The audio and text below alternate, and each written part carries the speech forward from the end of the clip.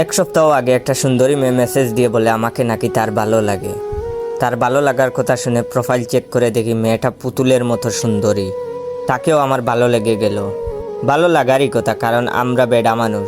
মেয়েদের থেকে অফার পেলে কখনোই মানা করতে পারি না, কারণ আমরা বেডা মানুষের মন বিশাল বড়। যাই হোক, তার সাথে কয়েকদিন কথা বলার পর আমাকে বলল তার মা বাবা নাকি কালো ছেলে পছন্দ করে না, তাকে পেতে হলে আমাকে সুন্দর সাদা হতে হবে। আমি টেনশনে পড়ে গেলাম, কালা থেকে সুন্দর হব কিভাবে? সে বলল টেনশন নেওয়ার কিছু নেই, একটা ফেসবুক পেজের লিংক দিচ্ছি, সেখান থেকে ক্রিম ক্রয় করে ব্যবহার করলে নাকি এক সপ্তাহের মধ্যে সুন্দর হয়ে যাব। তাড়াহুড়া করে পেজে মেসেজ দিয়ে ক্রিম অর্ডার করলাম 15 পিস, কারণ ওনারা নাকি 15 পিসের কম বিক্রি করেন না। টাকা পেমেন্ট করার পর ক্রিম পাঠায়, তারপর তাকে মেসেজ দিলাম ক্রিম পেয়েছি।